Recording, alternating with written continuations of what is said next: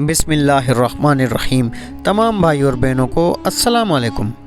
ناظرین گرامی، حضرت حزقیل علیہ السلام کی قوم کا ایک بڑا ہی عبرت خیز اور انتہائی نصیحت آمیز واقعہ ہے جس کو اللہ پاک نے قرآن مجید کی سورہ بقرہ میں بیان فرمایا ہے۔ حضرت حزقیل علیہ السلام کون تھے؟ یہ حضرت موسیٰ علیہ السلام کے تیسرے خلیفے ہیں جو منصب نبوت پر سرفراز کیے گئے۔ اس واقعے کا یہ ہے کہ بنی اسرائیل کی ایک جماعت جو حضرت حزقیل علیہ السلام کے شہر میں رہتی تھی، شہر میں طاعون کی وبا پھیل جانے سے ان لوگوں پر موت کا خوف سوار ہو گیا اور یہ لوگ موت کے ڈر سے سب کے سب شہر چھوڑ کر ایک جنگل میں بھاگ گئے اور وہیں رہنے لگے۔ تو اللہ تعالیٰ کو ان لوگوں کی یہ حرکت بہت زیادہ ناپسند ہوئی، چنانچہ اللہ تعالیٰ نے ایک عذاب کے فرشتے کو اس جنگل میں بھیج دیا جس نے ایک پہاڑ کی آڑ میں چھپ کر اور چیخ مار کر بلند آواز سے یہ کہہ دیا کہ موتوا، یعنی تم سب مر جاؤ۔ اور اس مہیب اور بھیانک چیخ کو سن کر بغیر کسی بیماری کے بالکل اچانک یہ سب کے سب مر گئے، جن کی تعداد 70,000 تھی۔ ان مردوں کی تعداد اس قدر زیادہ تھی کہ لوگ ان کے کفن و دفن کا کوئی انتظام نہیں کر سکے، اور ان مردوں کی لاشیں کھلے میدان میں بے گور و کفن 8 دن تک پڑی پڑی سڑنے لگیں اور بے انتہا تعفن اور بدبو سے پورے جنگل بلکہ اس کے اطراف میں بھی بدبو پیدا ہو گئی۔ کچھ لوگوں نے ان کی لاشوں پر رحم کھا کر چاروں طرف سے دیوار اٹھا دی تاکہ یہ لاشیں درندوں سے محفوظ رہیں۔ کچھ دنوں کے بعد حضرت حزقیل علیہ السلام کا اس جنگل میں ان لاشوں کے پاس سے گزر ہوا تو اپنی قوم کے 70,000 انسانوں کی اس موت ناگہانی اور بے گور و کفن لاشوں کی فراوانی دیکھ کر رنج و غم سے ان کا دل بھر گیا۔ وہ آپ دیدہ ہو گئے اور باری تعالیٰ کی دربار میں دکھ بھرے دل سے گڑ گڑا کر دعا مانگنے لگے کہ یا اللہ، یہ میری قوم کے افراد تھے جو اپنی نادانی سے یہ غلطی کر بیٹھے کہ موت کے ڈر سے شہر چھوڑ کر جنگل میں آ گئے۔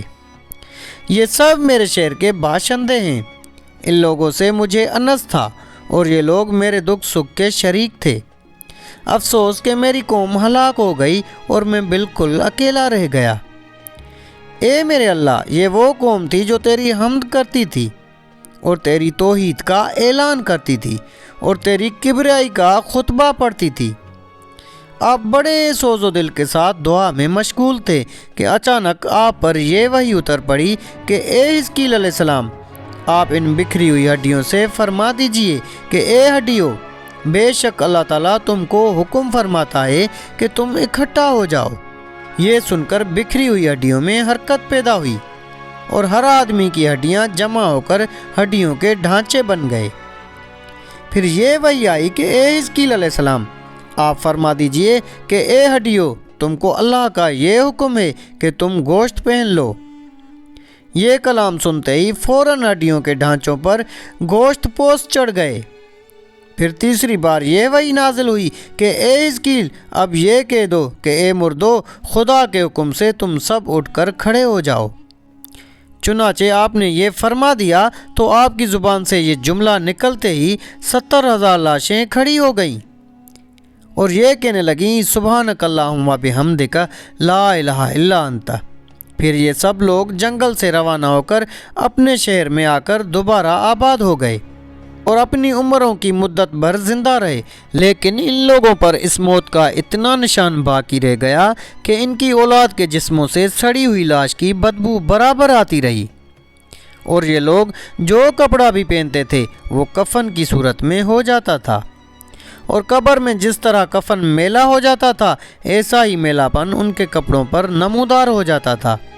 چنانچہ یہ عجیب و غریب واقعہ قرآن مجید کی سورہ بقرہ میں اللہ تعالیٰ نے اس طرح بیان فرمایا ہے، اے محبوب، کیا تم نے نہ دیکھا تھا انہیں جو اپنے گھروں سے نکلے اور وہ ہزاروں تھے موت کے ڈر سے؟ تو اللہ نے ان سے فرمایا مر جاؤ، پھر انہیں زندہ فرما دیا۔ بے شک اللہ لوگوں پر فضل کرنے والا ہے، مگر اکثر لوگ ناشکر ہیں۔ تو ناظرین گرامی، ہمیں اس واقعے سے یہ سبق ملتا ہے کہ آدمی موت کے ڈر سے بھاگ کر اپنی جان نہیں بچا سکتا، لہذا موت سے بھاگنا بالکل ہی بیکار ہے۔ اللہ تعالیٰ نے جو موت مقرر فرما دی ہے وہ اپنے وقت پر ضرور آئے گی، نہ ایک سیکنڈ اپنے وقت سے پہلے آ سکتی ہے اور نہ ایک سیکنڈ بعد آئے گی۔ لہذا بندوں کو لازم ہے کہ رضا الہی پر راضی رہ کر صابر و شاکر رہیں، اور خواہ کتنی وبا پھیلے یا گھمسان کا رن پڑے، اطمینان و سکون کا دامن اپنے ہاتھ سے نہ چھوڑیں، اور یہ یقین رکھیں کہ جب تک میری موت نہیں آتی مجھے کوئی نہیں مار سکتا اور نہ میں مر سکتا ہوں، اور جب میری موت آ جائے گی تو میں کچھ بھی کروں، کہیں بھی چلا جاؤں، بھاگ جاؤں یا ڈٹ کر کھڑا رہوں، میں کسی حال بھی بچ نہیں سکتا۔ آخر میں اللہ پاک سے دعا ہے کہ اللہ پاک ہمیں سمجھنے اور عمل کرنے کی توفیق عطا فرمائے، آمین یا رب العالمین۔